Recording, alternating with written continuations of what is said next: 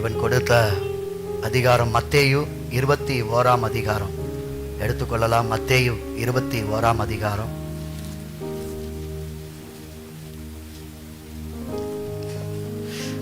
ஒன்று முதல் 13 வசனங்கள்.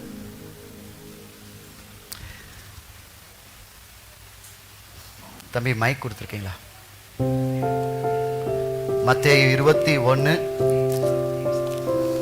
1 முதல் 13 வசனங்கள்.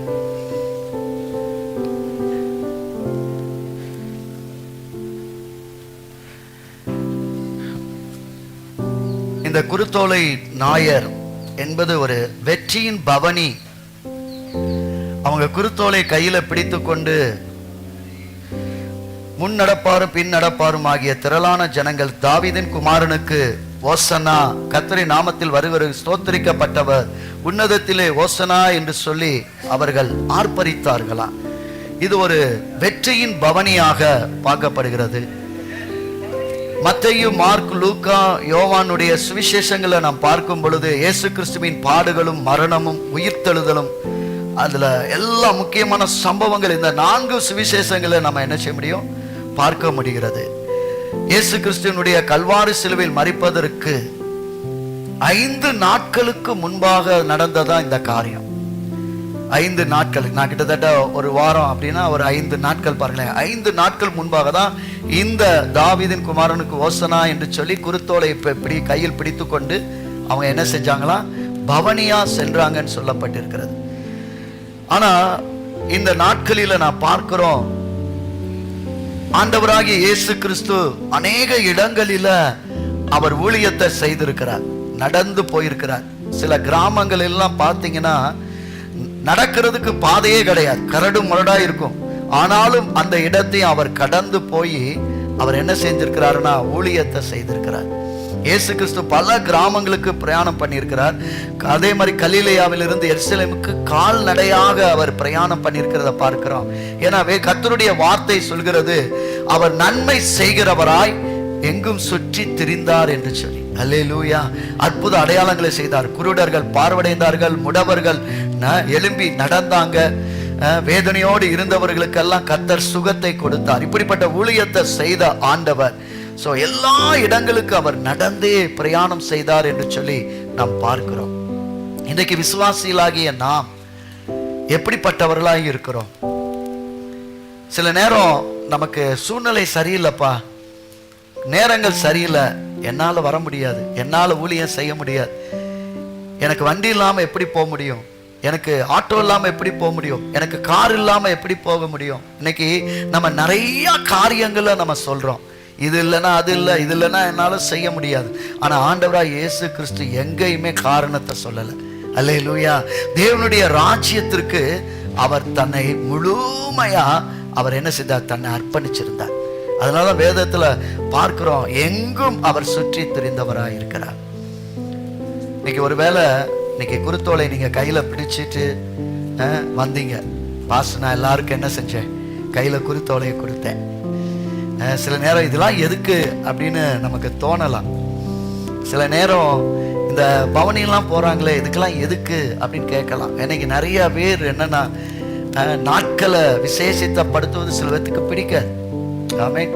கிறிஸ்மஸ் நாளில இன்னும் ஆண்டவர் மாட்டுத் தொழுவத்திலே பிறந்தார் எத்தனை வருஷமா சொல்லிட்டு இருப்பீங்க அப்படின்னு கேட்கிறாங்க. இன்னைக்கும் நீங்க குருத்தோலை பறிச்ச தாவீதின் குமாரனாக இயேசுக்கு ஓசனான்னு பாடிக்கிட்டு எத்தனை வருஷம் இப்படியே தான் நடந்துட்டு இருக்கீங்க, வருஷம் வந்துட்டே தான் இருக்கு, நீங்களும் இப்படிதான் இருக்கிறீங்க அப்படின்னு பேசுறாங்க. ஆனா விசேஷித்த நாட்களில விசேஷமான வார்த்தைகள் இருக்கிறது. அல்லேலூயா. நாங்கள் நாட்களை விசேஷப்படுத்தல, நாட்களை விசேஷப்படுத்தினவரை நாங்கள் விசேஷப்படுத்துகிறோம். அல்லேலூயா. நாங்கள் எதை செய்தாலும் கர்த்தருடைய நாமத்தை உயர்த்துவதற்கே செய்கிறோம். அல்லேலூயா. ஆமென், ஆமென். சிலுவை எதற்கு அடையாளப்படுத்துகிறதுனா அது வெற்றியை அடையாளப்படுத்துகிறது. குருத்தோலை வெற்றி அடையாளப்படுத்தல, சிலுவை வெற்றியை அடையாளப்படுத்துகிறது. ஆமென். நாங்க குருத்தோலையில சிலுவை செஞ்சிருக்கிறோமா, சிலுவையை நோக்கி பார்க்கிறோம். அல்லேலூயா. எங்க கையில இருக்கிறது ஒரு அடையாளம் தான், ஆனா எங்களுக்கு எல்லாமுமா இருக்கிற என் தேவாதி தேவனை அடையாளமா இருக்கிறார். அல்லேலூயா. ஆமென். நாங்க எப்பயும் நாட்களை விசேஷப்படுத்தல, விசேஷமானவரை விசேஷப்படுத்துகிறோம். ஆமென். நாம் வாசிக்கலாம் 21ஆம் அதிகாரம், யோவான் 21:1-5 வாசிங்க சிஸ்டர். சாரி, மத்தேயு 21:1-5. அவர்கள் எருசலேமுக்கு சமீபமாய் சேர்ந்து ஒலிவமலைக்கு அருகான பெத்பேயுக்கு வந்தபோது இயேசுவானவர் சீஷர்கள் 2 பேரை நோக்கி, உங்களுக்கு எதிரே இருக்கிற கிராமத்துக்கு போங்கள். போன உடனே அங்கே ஒரு கழுதையும் அதனோட ஒரு குட்டியையும் கட்டியிருக்க காண்பீர்கள். அவைகளை அவிழ்த்த இடத்தில் கொண்டு வாருங்கள். ஒருவன் உங்களுக்கு ஏதானிலும் சொன்னால், இவைகள் ஆண்டவருக்கு வேண்டும் என்று சொல்லுங்கள், உடனே அவைகளை அனுப்பிவிடுவான் என்று சொல்லி அவர்களை அனுப்பினார். இதோ உன் ராஜா சாந்த குணமுள்ளவராய் கழுதையின் மேலும் கழுதை குட்டியாகிய மரியின் மேலும் ஏறிக்கொண்டு உன்னிடத்தில் வருகிறார் என்று சீயோன் குமாரத்திக்கு சொல்லுங்கள் என்று தீர்க்கதரிசியினால் உரைக்கப்பட்டது நிறைவேறும்படி இதெல்லாம் நடந்தது. ஹல்லேலூயா. இந்த வாசிக்கப்பட்ட வேத பகுதியில பார்க்கிறோம், அவர் எருசலேமுக்கு சமீபமாய் சேர்ந்த ஒலிவமலைக்கு அருகான பெத்பகே என்ற அந்த ஊருக்கு போனாராம். இந்த ஊர் எங்க இருக்குன்னா ஒலிவமலைக்கு அருகாமே உள்ளது. இதுல பாத்தீங்கன்னா இங்க நீளமான தெருக்கள் இருக்குமா. இந்த சொல்லப்படுகிறதான இந்த பெத்பகேயோர்ல நீளமான தெருக்கள் இருக்கும். அங்கும் இங்குமாக சிதறி உள்ளதமான ஒரு சூழ்நிலை இருக்குமா.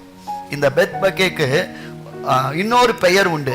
என்ன பெயர் பார்த்தீங்கன்னா அத்தி பழங்களின் வீடு. என்ன வீடா? அத்தி பழங்களின் வீடு. இது பெத்தானியாவிலிருந்து எருசலேமுக்கு செல்லும் பாதையில 1 மைல் தூரத்துல இந்த பெத்பகே என்ற ஊர் இருக்கிறது. ஆனா இங்க சொல்லப்பட்டிருக்கிறது, அங்க போங்க, அங்க போன உடனே அங்க என்ன செய்யுங்க, ஒரு கழுதையும் அதனோட ஒரு குட்டியும் கட்டியிருக்க காண்பீர்கள், அவைகளை அவிழ்த்து என்னிடத்தில் கொண்டு வாருங்கள். ஆமென். இங்க கழுதைய குறித்து சொல்லப்பட்டிருக்கு. ஏன்னா ஆண்டவருக்கு அந்த கழுதை தேவை.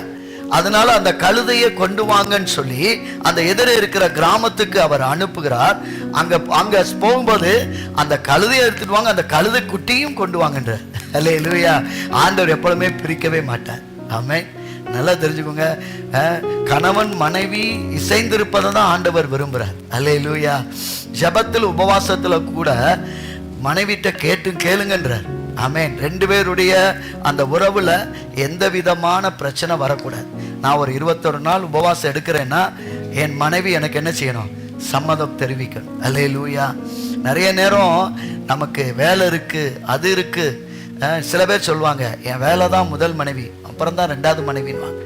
அது தப்பு. அல்லேலூயா. மனைவி நமக்கு கொடுக்கப்பட்டது கர்த்தரோட அருளும் ஈவ். அல்லேலூயா. எதுக்கு இதை நான் கொண்டு வரேன்னா, அந்த கழுதை அதோடைய குட்டியும் என்ன செய்யாதீங்க, பிரிச்சிடாதீங்க, அதையும் சேர்த்து கொண்டு வாங்கன்ற. அப்ப நம்ம ஆண்டவர் எப்பொழுதும் இணைந்திருக்கிறத தான் கர்த்தர் என்ன செய்கிறாரு? விரும்புகிறார். அப்ப எந்த இடத்துலையும் நாம் பிரிந்திருக்க கூடாது. அல்லேலூயா.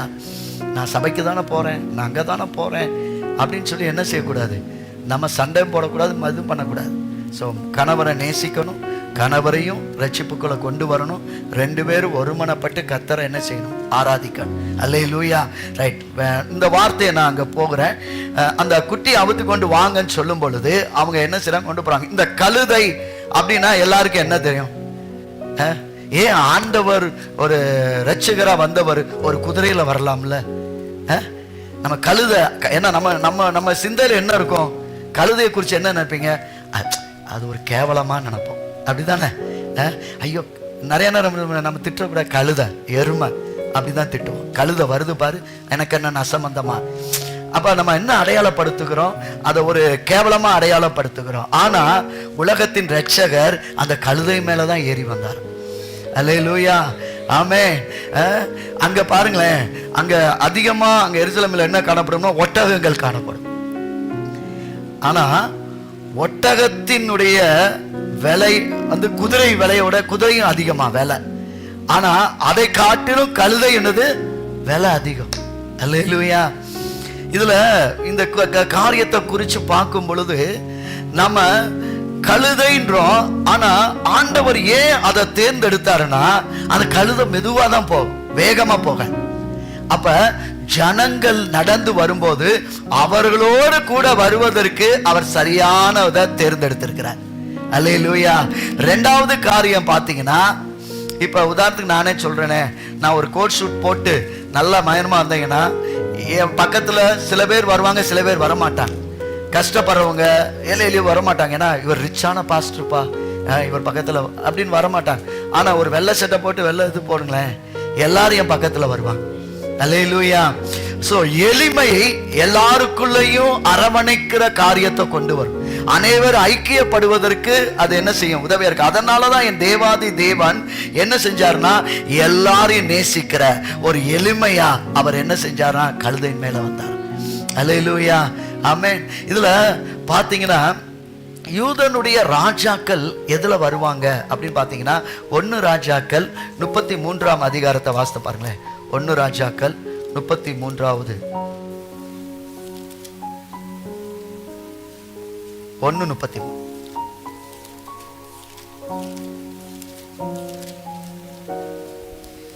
அவர்கள் ராஜாவுக்கு முன்பாக பிரவேசித்த போது ராஜா அவர்களை நோக்கி, நீங்கள் உங்கள் ஆண்டவனுடைய சேவகரை கூட்டிக் கொண்டு என் குமாரனாகிய சாலமோனை என் கோவேறு கழுதையின் மேல் ஏற்றி அவனை கீகோனுக்கு அழைத்துக் கொண்டு போங்கள். அல்லேலூயா. என் குமாரனாகிய சாலமோனை என் குதிரையின் மேல் ஏற்றி போங்க அப்படின்னு அவர் சொல்லல. என்ன சொல்றாரு? கோவேறு கழுதையின் மேல ஏற்றி கொண்டு போங்க.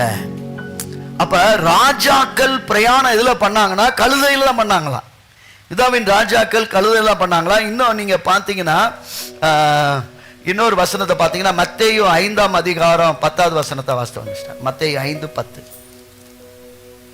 நீதி நிமித்தம் துன்பப்படுகிறவர்கள் பாக்கியவான்கள், பரலோக ராஜ்யம் அவர்களுடையது. ஓ, மாத்தி எழுதிட்டேனோ.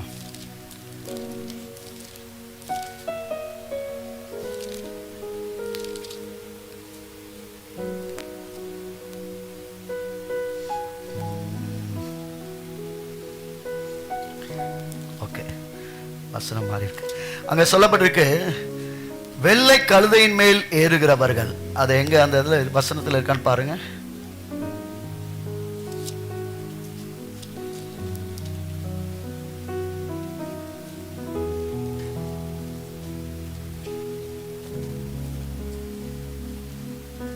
சாரி, நியாயாதிபதிகள் 5:10 வாசிங்க. நியாயாதிபதிகள் 5:10 தேயில வராது. வெள்ளை கழுதைகளின் மேல் ஏறுகிறவர்களே, நியாயஸ்தலத்தில் வீற்றிருக்கிறவர்களே, வழியில் நடக்கிறவர்களே, இதை பிரஸ்தாபியுங்கள். அல்லேலூயா. வெள்ளை குதிரையின் மேல் ஏறுகிற நியாயாதிபதிகள். அப்ப பாருங்க, அதிகாரத்துல அந்த ஆளுமையில இருக்கிற ராஜாக்கள் பயன்படுத்தின என்னது? கழுதை. அப்ப அந்த கழுதை விலை என்னது? அதிகமா அந்த நாட்களில அவங்க இருந்த அந்த ஒட்டகங்கள் அந்த குதிரையை காட்டிலும் கழுதையினுடைய விலை அதிகம் என்று சொல்லப்பட்டிருக்கிறது. அது மாத்திரமல்ல, இங்க சொல்லப்பட்டிருக்கிற ஒரு காரியம், அதை அடையாளப்படுத்துகிற காரியம் என்ன அப்படின்னு பாத்தீங்கன்னா, அதை ஒரு சாதாரணமா ஒரு கேவலமா அப்படி பார்க்கிற ஒரு காரியத்தின் மேலதான் ஆண்டவர் அதன் மேல் ஏறி வந்தார். அல்லேலூயா.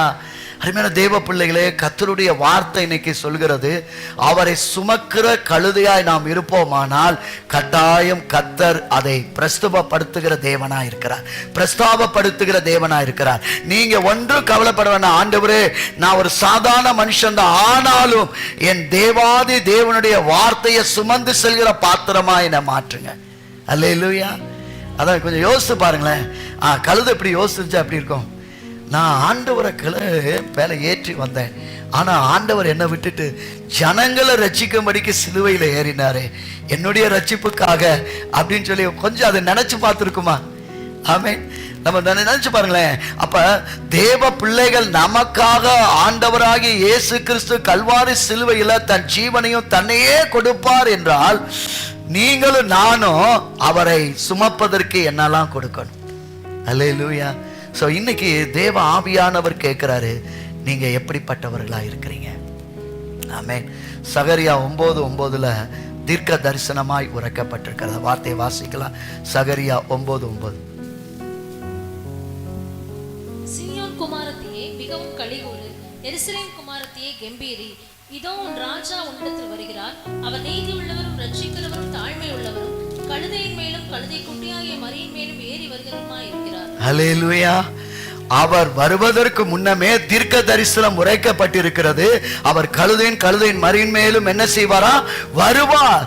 எருசலேமில் அவர் வெற்றி பவனியாக வருவார் என்று சொல்லி முன்னமே தீர்க்க தரிசனம் உரைக்கப்பட்டிருக்கிறது. அப்ப ஆண்டவராய் இயேசு கிறிஸ்து வருவதற்கு முன்னமே இப்படிப்பட்ட காரியம் நடக்கும். ராஜாதி ராஜாவாய் அவர் இந்த பூ உலகத்துல அவர் வெற்றி பவனியாய் வருவார் என்று சொல்லி அல்லேலூயா உரைக்கப்பட்டிருக்கிறது. ஆமென். ஆனா இந்த இடத்துல யோசிச்சேன், சீசரை பார்த்து அவர் சொல்றாரு, உங்களுக்கு எதிரே இருக்கிற கிராமத்து போங்கள், போன உடனே அங்க ஒரு கழுதையையும் அதனுடைய ஒரு குட்டியும் கட்டி இருக்க காண்பீர்கள், அவைகளை அவிழ்த்து என்னிடத்தில் கொண்டு வாருங்கள். அது மட்டும்தான் வேலையை சொல்லியிருக்கிறார். சொன்ன உடனே அடுத்த கொஸ்டின் பாருங்களேன், ஒருவன் உங்களுக்கு ஏதாகிலும் சொன்னால் இவைகள் ஆண்டவருக்கு வேண்டும் என்று சொல்லுங்கள், உடனே அவைகளை அனுப்பிவிடுவான் என்று சொல்லி அவர்களை அனுப்பினான். சீசரிடத்துல ஒரு வேலை கொடுக்கும் போதே இது பிரச்சனை வரும் என்பது ஆண்டவருக்கு தெரியும். அல்லேலூயா. அதனாலதான் இது அவருக்கு வேண்டும் சொல்லுங்க அப்படின்னு சொல்ல உடனே அவன் கொடுப்பான். ஆனா அவனிடத்துல நீங்க என்ன சொல்லணும்? இந்த குட்டி வேணும்னு சொல்லும் பொழுது இவைகள் ஆண்டவருக்கு வேண்டும் என்று சொல்லுங்கள் என்று சொல்லி அந்த பதிலையும் சொல்லி அனுப்புறார். அருமையான தேவ பிள்ளைகளே, கர்த்தர் நமக்கு கட்டாயம் வேலைகளை கொடுப்பார். ஆனா நிச்சயமா அதை மேற்கொள்வதற்கான வார்த்தையும் உங்களுக்கு கொடுப்பார். அல்லேலூயா. நீங்க பயப்படவே வேண்டாம். நீங்க நிறைய நேரம் நம்ம பிரச்சனைகளை கண்டு பலவீனத்தை கண்டு பயப்படுறோம். உண்மையிலே விசுவாசமா இந்த நாட்கள் அதிகமா ஜெபிச்ச என்ன தெரியுமா? குடும்பங்கள்ல கேட்கப்பட்ட செய்திகள், பிரச்சனைகள், பாடுகள், பொருளாதார காரியங்கள், மன உளைச்சல்கள், நிறைய பேர் இதுல ஓடிட்டு இருக்கிறீங்க. ஆனா ஆண்டவர் சொல்றாரு, இதையெல்லாம் நான் அனுமதித்தாலும் அதுல இருந்து வெளிவருவதற்கு வார்த்தையை நான் உனக்கு கொடுக்கிறேன். அல்லேலூயா. நீங்கள் காற்றையும் காண மாட்டீர்கள், மழையும் காண மாட்டீர்கள், ஆனால் நீங்கள் வெட்டப்பட்ட வாய்க்கால்கள், நீங்களும் உங்கள் மிருகஜீவனும் குடிக்கும்படிக்கு நீங்கள் வெட்டப்பட்ட வாய்க்கால்கள் தண்ணீரால் நிரப்பப்படும். அல்லேலூயா. இது தேவனுடைய காரியம், அற்பமான காரியம். இது தேவனுடைய பார்வைக்கு அற்பமான காரியம். நான் விசுவாசிக்கிறேன், நமக்கான காரியம் எல்லாம் கர்த்தருடைய பார்வையில அற்பமான காரியம். நீங்க பயப்பட வேண்டாம். ஆண்டவர் உங்களுக்கு வேலையை கொடுத்திருக்காருன்னா கட்டாயம் அதுக்கான பதிலையும் கர்த்தர் கொடுப்பார். நிறைய நேரம் நம்ம பிரச்சனையை கண்டு நீங்க பிரச்சனைக்கு போறீங்கன்னா கர்த்தர் உங்க அருகாமையில் இருக்கிறாருன்னு அர்த்தம். பிரச்சனையே இல்லை, நான் நல்லா சாப்பிட்றேன் பாஸ்டர், நல்லா தூங்குறேன் பாஸ்டர், நல்லா எந்திரிச்சு பாக்குறேன்னா ஆண்டவர் இல்லைன்னு தான் அர்த்தம். அல்லேலூயா. ஆண்டவர் இருக்கிறாருன்னா கட்டாயம் பிரச்சனைகள். ஆமென். பிரச்சனை பிசாசு சும்மாலாம் நம்மளை விட மாட்டான். பிரச்சனைகள் இருக்கும். அல்லேலூயா. ஆனா உங்களை நேசிக்கிற ஆண்டவர் உங்க அருகாமையில் இருக்கிறார். ஆமென். சீசர்களுக்கு சொல்லி அனுப்பினார் என்றால் கட்டாயம் நமக்கும் அவர் சொல்லி அனுப்புகிறார். அல்லேலூயா. இந்த கால வேளையில நீங்க செய்ய வேண்டிய ஒரே காரியம், உலக ஜனங்கள் அதை அடையாளப்படுத்துறது எப்படி வேணாலும் அடையாளப்படுத்தட்டும், கேவலமா கழுததானன்னு சொல்லட்டும். ஆனா அந்த கழுதையின் மேல அநேக ராஜாக்கள் ஏறி வந்தாங்க. இன்னைக்கு உலக ரட்சகரமாக என் தேவன் எருசலேமுக்கும் வெற்றி பவனியாக அந்த கழுதையின் மேல் ஏறி வந்தார். ஆமென். இன்னைக்கு அடையாளப்படுத்துறாரு. நாம் உலகம் என்ன அடையாளப்படுத்தாலும் நான் உன்னை அடையாளப்படுத்துகிறேன், நீ என்னுடைய தாசன். அல்லேலூயா. நீ என்னுடைய பிள்ளைமா, நீ என்ன நிலைமையில இருந்தாலும் நீ எனக்கு என்னுடையவள் என்று சொல்லி ஆண்டவர் சொல்றார். நீங்க மகிமையா இருங்க, என்ன பிரச்சனை வந்தாலும் கர்த்தர் என்னோட கூட இருக்கிறார். அல்லேலூயா. இரண்டாவது காரியம் 21:6-7 வாசிங்க. 21:6-7. சீஷர்கள் போய் இயேசு தங்களுக்கு கட்டளையிட்டபடியே செய்து கழுதையையும் குட்டியையும் கொண்டு வந்து அவைகள் மேல் தங்கள் வஸ்திரங்களை போட்டு அவரை ஏற்றினார்கள். அல்லேலூயா. இரண்டாவது காரியம் பார்க்கிறேன், இயேசு கிறிஸ்து கட்டளையிட்டதை அவங்க செய்தாங்க. இயேசு கிறிஸ்து கட்டளையிட்டதை செய்தாங்க. என்ன கட்டளையிட்டாரு? அங்க சொல்லப்பட்டு இருக்கிறது, சீசர் போய் இயேசு தங்கள் கட்டளையிட்டபடியே செய்து அந்த கழுதையும் அதனுடைய குட்டியும் கொண்டு வந்தார்கள். பாருங்க, தேவனுடைய கட்டளையை நம்ம எப்பொழுதுமே விவாதம் பண்ணக்கூடாது. ஆமென். விவாதம் பண்ணவே கூடாது. நான் நிறைய நேரம் சிலருக்கு வேத அறிவு இருக்கலாம், சில காரியங்கள்ல அவங்க பேசலாம். ஆனா நாம என்ன செய்யக்கூடாதுன்னா தேவையில்லாத தேவனுடைய வார்த்தையில விவாதம் பண்ணக்கூடாது. ஒரே ஒரு காரியம், நம்ம கீழ்ப்படிஞ்சோம்னா ஆசீர்வாதம். அல்லேலூயா. இந்த சீசர்களுக்கு சொன்ன உடனே அவங்க என்ன செஞ்சாங்க? உடனே அந்த வேலையை நிறைவேற்றினாங்க. அது மாத்திரமல்ல, இப்ப அவங்ககிட்ட திடீர்னு ஆண்டவர் பிரயாணம் பண்ணணும்னா அந்த கழுதைக்குட்டி மேல போடுவதற்கு அவங்களுக்கு என்னல சேனை கிடையாது, அது மேல அமர்வதற்கான எந்த பொருளும் அவங்ககிட்ட இல்லை. ஆனா அவங்ககிட்ட இருந்தது என்னதோ அதை அவர்கள் கொடுத்தார்கள். என்ன கொடுத்தாங்கன்னா தங்களுடைய வஸ்திரங்களை கொடுத்தாங்க. தாங்கள் போட்டிருந்த வஸ்திரங்களை கலட்டி அந்த கழுதை மேல் விரித்து தேவன் அமர்வதற்கு அவங்க என்ன செஞ்சாங்க, கொடுத்தாங்க. அப்ப தங்களால என்ன செய்ய முடியுமோ அதை செய்தார்கள். அல்லேலூயா, அல்லேலூயா. இன்னைக்கு கர்த்தருடைய ஊழியத்திற்கு உங்களால என்ன முடியுமோ அதை செய்யுங்க. அல்லேலூயா. அதுதான் நான் விசுவாசிக்கிறேன். சோ தேவனுக்கு நாம் என்ன கட்டளை கொடுத்தாரோ அந்த கட்டளைக்கு கீழ்ப்படியும் போது ஆசீர்வாதம், அந்த ஆசீர்வாதத்தோடு தேவனோடு நடக்கும் போது நம்மளால என்ன ஊழியம் செய்ய முடியும், நம்மளால என்ன விசுவாசிகளுக்கு செய்ய முடியும், அதை கட்டாயம் நம்ம செய்யணும். ஆமென். அது நமக்கு ஆசீர்வாதம். அல்லேலூயா. அருமையா சொன்னாங்க பாஸ்டர், நாங்க செய்ய வேண்டியது நாங்க செஞ்சிருக்கிறோம், நீங்க அதை குறித்து கவலைப்படாதீங்க. ஆமென். உண்மையிலே நீங்க அந்த நாட்கள்ல நம்ம சபையில எல்லாம் வசூல் பண்ணி அதை கொடுக்கும் போது எங்களுக்கு ஒரு நிறைவான சந்தோஷம். அல்லேலூயா. அந்த இடத்துல நான் இல்லை, பிரதர் சொன்னாங்க, நான் தான் சொல்லி அதை சொல்லுங்க, அதை செய்யட்டும் அப்படின்னு. ஆனா எனக்கு ஒரு கஷ்டம் தான், அவங்கள எல்லாத்தையும் வாங்க முடியாது, அவங்களால என்ன முடியுதோ அதை மட்டும் வாங்கன்னு சொல்லி கொடுத்தாங்க. அவ்வளோத்தையும் அதை கொடுக்கும் பொழுது ஒரு சந்தோஷம். ஆமென். அல்லேலூயா. நாங்க நம்புறோம் நம்ம கொடுத்தது தான் அதிகமா இருக்கும். அல்லேலூயா. ஆமென். ஸோ அதை பார்க்கும் பொழுது அப்போ உங்களால இயன்றதை கொடுத்துருக்கீங்க பார்த்தீங்களா, அதை கர்த்தர் கனம் பண்ணுவார், கட்டாயம் கனம் பண்ணுவார். அல்லேலூயா. இவர்கள் அதைத்தான் கனம் பண்ண, தங்களால் அந்த சூழ்நிலையில என்ன கொடுக்க முடியுமோ அதை கொடுத்தார்கள். ஆண்டவர் அதை கனம் பண்ணினார். இன்னைக்கு இன்னொரு காரியம், ஆண்டவருடைய வார்த்தைக்கு நம்ம கீழ்ப்படியணும். அப்ப அன்னைக்கு சீசர்களுக்கு அந்த கட்டளை கொடுத்தாருன்னா உங்களுக்கு எனக்கும் இந்த புதிய ஏற்பாட்டில் ஒரு கட்டளை கொடுத்திருக்கிறார். என்ன கட்டளை வாசிக்கலாம்? மத்தேயு 28ஆம் அதிகாரம் 18, 19, 20 வாசிங்க. மத்தேயு 28, 18, 19, 20. அப்பொழுது இயேசு சமீபத்தில் வந்து அவர்களை நோக்கி, வானத்திலும் பூமியிலும் சகல அதிகாரமும் எனக்கு கொடுக்கப்பட்டிருக்கிறது.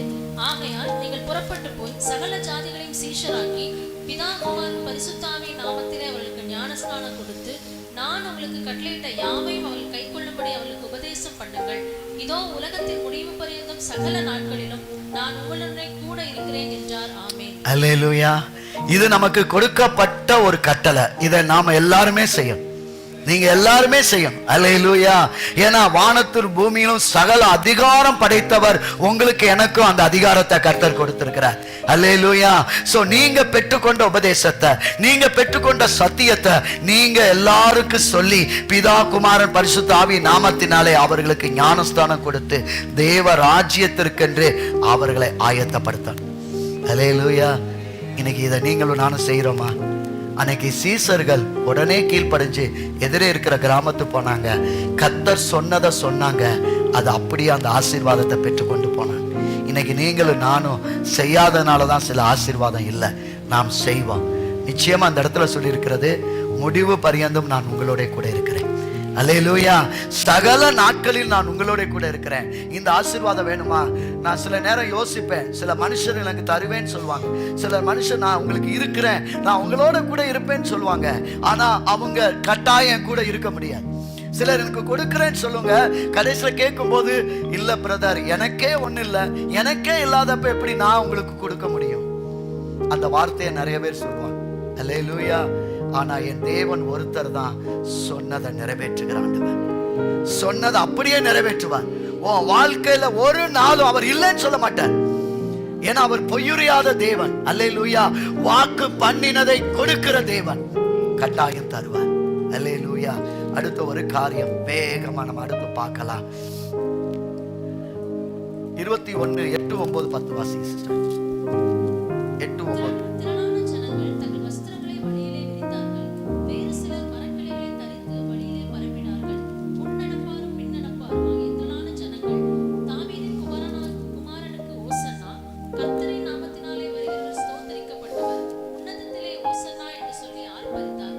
ஹல்லேலூயா.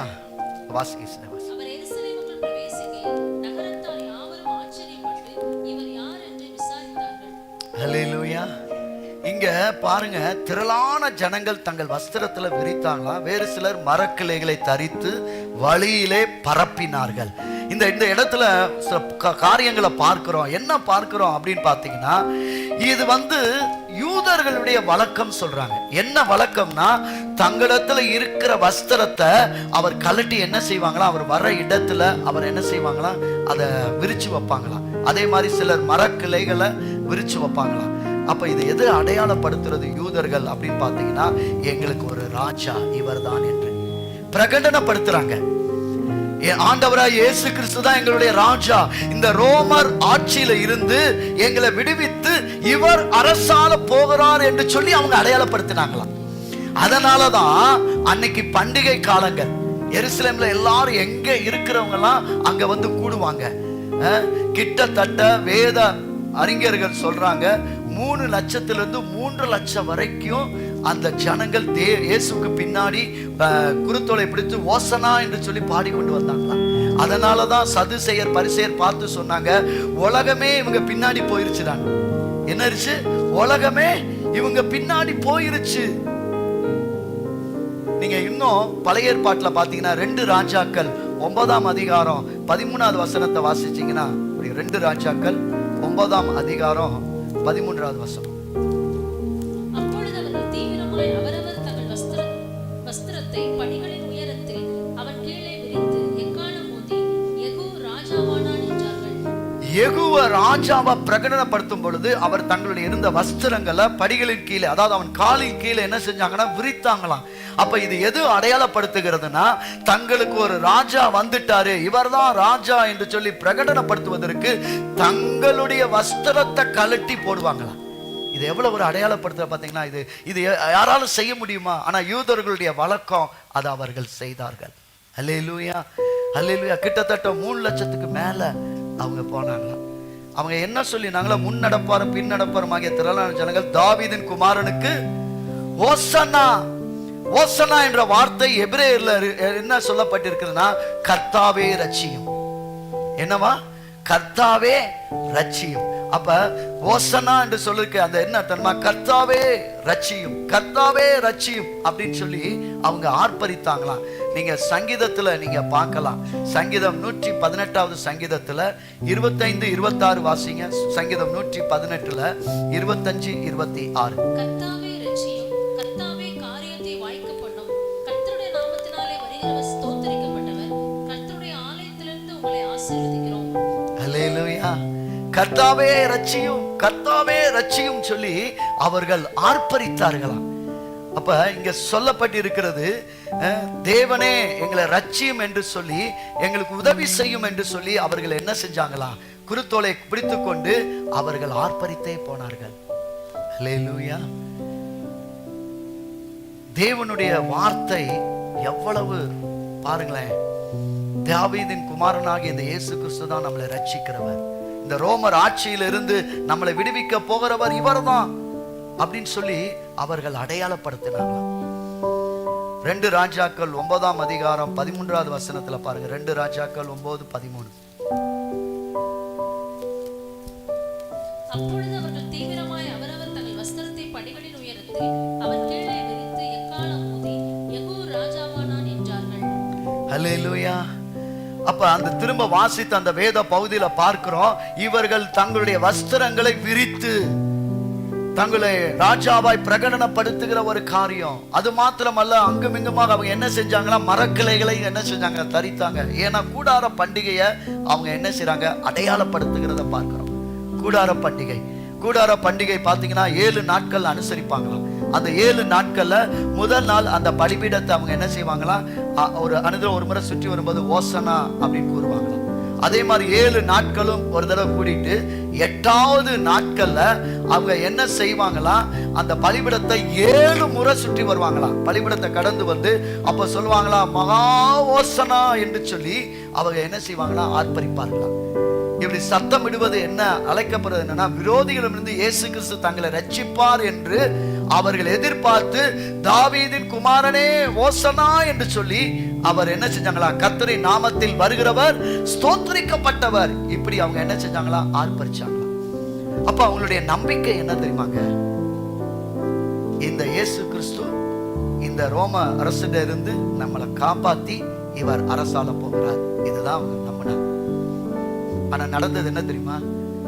5 நாளைக்கு பின்னாடி அவங்க எல்லாரும் இந்த இயேசு கிறிஸ்துவை சிலுவையில் அறையும் சொன்னாங்க. இந்த இயேசு கிறிஸ்துவை இவ்வளவு பேர் பின்னாடி போய் எங்களை கர்த்தாவே ரட்சியும் தாவீது குமாரன் ஓசனான்னு சொன்னவங்க இயேசு கிறிஸ்துவை சிலுவையில் அறையும் சொன்னாங்களா? ஏன் அப்படின்னா எருசலேமுக்கு போறதுக்கு 2 பாதைகள் இருக்குது. ஒன்னு வலதுபுறம், ஒன்னு பார்க்க ஒரு இடதுபுறம் இருக்கு. வலதுபுறம் நேர பிலாத்துடைய கோட்டைக்கு போறது, இடதுபுறம் தேவ ஆலயத்துக்கு போறது. இப்ப ஆண்டவர் அங்கிருந்து என்ன செய்யறார்? பவனி வருகிறார். ஜனங்கள் எல்லாரும் அந்த பஸ்கா பண்டிகைக்கு கூடி இருக்கிறாங்க. சாயங்காலம்னா அந்த பஸ்கா பண்டிகை கொண்டாடணும். காலை தானே, இந்த ராஜாவை இவரை ராஜாவை ஆக்கிடுவோம், அப்புறம் போய் பலி செலுத்துவோம். அப்படிதான் அவங்க எதிர்பார்த்துட்டு இருந்தாங்க. இப்ப எல்லாரும் என்ன செய்யறாங்க? பின்னாடி வந்துகிட்டே இருக்கிறாங்க. இப்ப வலதுபுறம் போனா பிலாத்துடைய கோட்டை, இடதுபுறம் போனா ஆலயம். இப்ப ஆண்டவர் எங்க போயிட்டாரு? நேரா ஆலயத்துக்கு போயிட்டார். எங்க போயிட்டாரு? ஆலயத்துக்கு போயிட்டார். இப்ப ஜனங்கள் என்ன நினைச்சாங்களா? நம்மள ரோம ஆட்சியில இருந்து நம்மளை விடுவிச்சு காப்பாத்துவான்னு பார்த்தா இவந்தவர் இப்படி போயிட்டாரே. ஏன்னா அந்த பஸ்கா பண்டிகையில அவங்க என்ன செய்வாங்கன்னா, அந்த நாட்கள் வருவதற்கு முன்னமே தங்கள் பலியிடுகிற அந்த அந்த மாதத்தினுடைய முதல் தேதியில 5 நாளைக்கு முன்னாடியே அந்த மிருகத்தை என்ன செஞ்சிருவாங்களா? தேர்ந்தெடுத்து அந்த அந்த அந்த ஆட்டுக்குட்டியை கொண்டு போய் அந்த ஆசாரியன்ட்ட காமிச்சு, இது குருடா இருக்கா, இது இது இது ஒன்றும் இல்லாமல் இருக்கா, கை கால் ஒடிஞ்சிருக்கா அப்படின்னு பார்த்து அதை என்ன செய்வாங்களா? அந்த அவன் பார்த்து இது நல்லா இருக்கு, குருடு கிடையாது, இதுல எந்த சேதம் இல்லை, இதை நீ பலி கொடுக்கலாம் அப்படி சொன்ன பிறகுதான் அவன் பஸ்கால என்ன செய்வாங்க? பலியிடுவாங்க. அப்ப 5 நாளைக்கு முன்னாடியே போய் அதை காமிச்சு, அப்ப ஆண்டவராய் இயேசு கிறிஸ்து ஆலயத்துக்கு போனது நோக்கம் என்னன்னா, அவர் பலி ஆடாக தன்னை அர்ப்பணிக்கிறார். அல்லேலூயா. இவங்க நினைச்சதெல்லாம் தேசத்துக்கு நமக்கு ராஜாவா வந்து நமக்கு யுத்தம் பண்ணி நம்மளை காப்பாத்துவார்னு நினைச்சாங்க. ஆனா இவர் சிலுவையை தூக்குவதற்காக வந்த ஆண்டவர். அல்லேலூயா. சிலுவைக்கு முன்னாடி அவர் ஊழியம் செஞ்சார். எத்தனை வருஷம்? 3 வருஷம் ஊழியம் செஞ்சார். அந்த 3 வருஷம் ஊழியத்துல அவர் செய்த என்ன தெரியுமா? அற்புத சுகம். அல்லேலூயா. எல்லாரையும் விடுதலை ஆக்கினார். ஆமென். எல்லாரையும் விடுதலை ஆக்கினார்.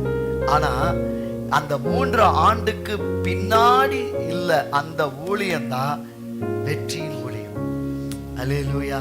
இப்ப ஒரு யோவான் 2ஆம் அதிகாரத்துல நீங்க யோவான் 2 எடுக்கல சிஸ்டர். யோவான் 2ல என் வேலை இன்னும் வரலன்னு சொல்வார்ல, அந்த அற்புதத்துல அந்த வசனம் வாசிங்க. யோவான் 2ஆம் அதிகாரம். அதற்கு இயேசு, ஸ்திரீயே, எனக்கும் உனக்கும் என்ன? என் வேலை இன்னும் வரவில்லை என்றார். என் வேலை இன்னும் வரவில்லை. எப்ப? அந்த 3 ஆண்டு ஊழியம், அந்த ஊழியத்தின் தொடக்கத்துல அவர் சொன்னார், என் வேலை இன்னும் வரல. அம்மா சொல்றாங்க, திராட்சை ரசம் குறைபட போகுதியா அப்படின்னு சொன்ன பொழுது, உனக்கு என்ன? என் வேலை இன்னும் வரவில்லை. இன்னொரு இடத்துல ஒரு வார்த்தை சொல்ற பாருங்க. யோவான் 12:23 வாசிங்க சார். யோவான் 12:23. அப்பொழுது இயேசு அவர்களை நோக்கி, மனுஷகுமாரன் மகிமைப்படும்படியான வேளை வந்தது. அல்லேலூயா. மனுஷகுமாரன் மகிமைப்படும்படியாக வேலை வந்தது. ஊழியத்தின் ஆரம்பத்துல என் வேலை வரலன்னு சொல்றார், இன்னும் என் வேலை வரலன்னு சொல்றார். ஆனா மகிமைப்படும்போது சொல்றாரு, என் வேலை வந்தது. பாருங்க, ஊழியம் செய்யும் போது வேலை வரலன்னு சொன்னவர் தண்ணீரை திராட்சை ரசமாய் மாற்றினார். அல்லேலூயா. ஆமென். அந்த மகிமை படுகிறதுக்கு முன்பாக செஞ்ச ஊழியத்துல அநேக அற்புத அடையாளங்கள் நடந்துச்சுன்னா, சிலுவைக்கு பின்னாடி நான் மகிமைப்பட போகிற வேலை வந்தது சொன்னா அது எவ்வளவு பெரிய ஊழியமா இருக்கும். அல்லேலூயா. அல்லேலூயா. தேவ ஆவியானவர் சொல்றாரு, இன்றைக்கு என்னுடைய வேலை வந்தது என்று சொன்னதின் நோக்கம் தேவனுடைய மகிமை வெளிப்படும்படியாய். ஓசனா என்பது தாவீதுக்கு குமாரனுக்கு ஓசனா என்று சொல்லி நீங்க குருத்தோலை கையில பிடித்து கொண்டு நீங்க பாடின பாத்தீங்களா? அந்த ஓசனா வந்து அது வெற்றி பவனி அல்ல. அல்லேலூயா. ஆமென். ஆமென். அது வெற்றி பவனி அல்ல. ஏன்னா கர்த்தாவே ரட்சியும். இன்ன வரைக்கும் நீங்க அப்படி சொல்லிட்டு இருக்கலாமா? நீங்களா ரட்சிக்கப்படலையா? ரட்சிக்கப்பட்டாச்சுல, நம்ம நீதிமானாக்கப்பட்டாச்சுல, நம்ம கர்த்தருடைய மகிமையை பெற்றுக்கொண்டுட்டோம்ல, இன்னமும் நம்ம கர்த்தாவே ரட்சியும் ரட்சியும் ரட்சியுமா சொல்லிட்டு இருக்கணும் இல்ல. ஆமென். சிலுவையில வந்ததுதான் வெற்றி பவனி. அல்லேலூயா. சிலுவையில தான் வெற்றி. ஆமென், ஆமென். குருத்தோலையில நாம் சொல்லுகிற தாவீது குமார் ஓசனா என்பது கர்த்தாவே ரட்சியும் ரட்சியும் என்பது அது வெற்றி பவனி அல்ல, சிலுவையில தான் வெற்றி பவனி. என் தேவன் வேலை வரலன்னு சொன்ன அந்த ஊழியத்திலேயே அநேக அற்புத அடையாளங்களை கர்த்தர் செய்ய முடியுமானால், வேலை வந்தது என்று சொல்லி சிலுவைக்கு பின்னாடி செய்த ஊழியத்துல மகிமையான ஊழியத்தை செய்ய முடியும். அதனாலதான் அவர் சொல்றாரு, இங்க அருமையா சொல்லப்பட்டிருக்கு, அந்த வேலை வந்தது என்னன்னா என் ஊழியத்தை. அல்லேலூயா. என் ஊழியத்தை அருமையா அங்க சொல்லப்பட்டிருக்கு. யோவான்ல அருமையா அந்த வார்த்தை பாருங்க. யோவான் 14ஆம் அதிகாரத்துல 12வது வசனத்தை வாசிங்க சார். மெய்யாகவே மெய்யாகவே நான் உங்களுக்கு சொல்லுகிறேன், நான் என் பிதாவினிடத்தில் போகிறபடியினால் என்னை விசுவாசிக்கிறவன் நான் செய்கிற காரியங்களை தானும் செய்வான், இவைகளை பார்க்கிலும் பெரிய கிரியைகளையும் செய்வான். அல்லேலூயா. என் வேலை வந்தது என்னன்னா, என்னை விசுவாசிக்கிறவன் தான் செய்த காரியத்தை செய்வான், இதை பார்க்கிலும் பெரிய காரியங்களை செய்வான். இதுதான் வேலை வந்தது. என் ஆண்டவர் பரலோகத்துக்கு போயிட்டாரு, வாசஸ்தலத்தை ஆயத்தம் பண்ண போயிட்டாரு. ஆனா அவர் திரும்ப வருவேன்னு சொல்லியிருக்கிறாரு. ஆனா வர வரைக்கும் ஒரு தேற்றவாளன பரிசுத்த ஆவியானவரை நம்மிடத்துல கொடுத்திருக்கிறாரு. அந்த ஆவியானவர் இனி நமக்குள்ள இருக்கிறபடினால் இந்த நாட்களில என் தேவன் செய்த கிரியைகளை பார்க்கிறோம், நீங்களும் நானும் மகிமையா செய்ய போகிறோம். அல்லேலூயா, அல்லேலூயா. இதுதான் ஒரு வெற்றியின் பவனி. அல்லேலூயா. சிலுவையில் என் தேவன் ஜெயித்த அந்த வெற்றியின் பவனி. ஆமென். முன்னாடி செய்த அந்த 3 வருஷம் ஊழியம் சொல்வாங்க தெரியுங்களா, இதெல்லாம் ட்ரையல் பா. இதெல்லாம் என்னது? ட்ரையல். ஆனா சிலுவைக்கு பின்னாடி இருக்கிறதா பயங்கரமான காரியம். அல்லேலூயா. அதான் மெயின் பிக்சர். ஆமென். 3 வருஷம் செய்த ஊழியத்தை காட்டிலும் கடைசி அவர் சிலுவையை தூக்கி அந்த சிலுவையில் அவர் வெற்றி சிறந்த அந்த மகிமையின் ஊழியம். அல்லேலூயா. நம்ம நிறைய நேரம் நினைக்கிறோம், சிலுவையை தூக்கி கொண்டு போகும்போது ஐயோ இவ்வளவு பாடுபட்டார், உபத்திரப்பட்டார். ஆனா ஆவிக்குரிய மண்டலத்துல சொல்றாங்க, அவர் சிலுவையில பொல்லாத சாத்தான பிசாசுனுடைய எல்லா கிரியைகளையும் அழிக்கும்படிக்கு அவர் வேரோட புடுங்கி கொண்டு வந்தார். அல்லேலூயா. கொலோசையர் வாசிக்கலாம். 2ஆம் கொலோசையர்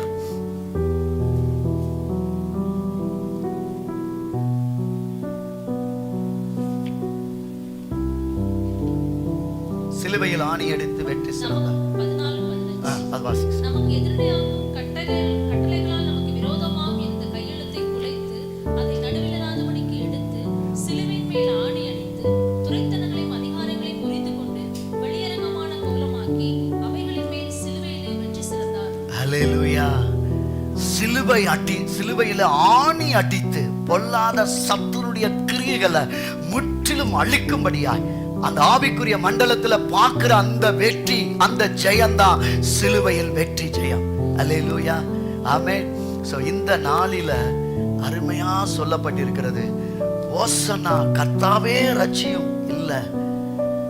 அதுக்கு நாம் இப்ப என்ன சொல்லணுமா, நீ எல்லாரும் குருத்தோலை கையில பிடித்து கொண்டு, எல்லாரும் குருத்தோலை உங்க கையில கொடுத்துருக்காங்கல்ல, எனக்கு ஒரு குருத்தோலை கொடுங்க. குருத்தோலை கையில பிடித்து கொண்டு வெளிப்படுத்தின விசேஷம் 7ஆம் அதிகாரத்தை அப்படியே சிஸ்டர் வாசிக்கும் போது இப்ப நாமளும் சேர்ந்து அப்படியே சேர்ந்து வாசிக்கலாம். சேர்ந்து வாசிங்க சிஸ்டர். வெளிப்படுத்தின விசேஷம் 7ஆம் அதிகாரம் 9, 10. இவைகளுக்கு பின்பு நான் பார்த்தபோது இதோ சகல ஜாதிகளிலும் கோத்திரங்களிலும் ஜனங்களிலும் பாஷைக்காரரிலிருந்து வந்ததும் ஒருவனும் எண்ணக்கூடாததுமான திரளான கூட்டமாகிய ஜனங்கள் வெள்ளை அங்கிகளை தரித்து தங்கள் கைகளில் குருத்தோலைகளை பிடித்து சிங்காசனத்திற்கு முன்பாகவும் ஆட்டுக்குட்டியானவருக்கு முன்பாகவும் நிற்க கண்டேன். அவர்கள் மகா சத்தமிட்டு இரட்சிப்பின் மகிமை சிங்காசனத்தின் மேல் வீற்றிருக்கிற எங்கள் தேவனுக்கும் ஆட்டுக்குட்டியானவருக்கும் உண்டாவதாக என்று ஆர்ப்பரித்தார்கள். ஆமென். நம்ம எல்லாரும் சொல்லலாமா? 10வது வசனத்துல அந்த அவர்கள் மகா சத்தமிட்டு இரட்சிப்பின் மகிமை சிங்காசனத்தின் மேல் வீற்றிருக்கிற எங்கள் தேவனுக்கும் ஆட்டுக்குட்டியானவருக்கும் மகிமை உண்டாவதாக. இரட்சிப்பின் மகிமை சிங்காசனத்தின் மேல் வீற்றிருக்கிற எங்கள் தேவனுக்கும் ஆட்டுக்குட்டியானவருக்கும் மகிமை உண்டாவதாக. எங்களை ரட்சித்த என் ஆண்டவராகிய இயேசு கிறிஸ்துவுக்கு மகிமை உண்டாவதாக, மகிமை உண்டாவதாக, மகிமை உண்டாவதாக. இதுதான் வெற்றியினுடைய பவனி. அல்லேலூயா. கல்வாரி சிலுவையில என் தேவன் வெற்றி பவனி ஜெயித்தார். ஆமென். இந்த நாளைக்கு உங்களை என்னைய கர்த்தர் சம்பாதித்திருக்கார். நீங்களும் நானும் என்னை ஜெயமாய் எழும். அல்லேலூயா. கொலோசையர்ல சொல்லப்பட்ட வார்த்தையின்படி சிலுவையில ஆணி எடுத்து வெற்றி சிறந்தார். தேவன் நம்மை ஆசீர்வதிப்பார். நாம் வெற்றி பவனியாக கர்த்தரோடு கூட நாம் நடப்போம். பெரிய காரியங்களை கர்த்தர் செய்வார். ஆமென். God bless you.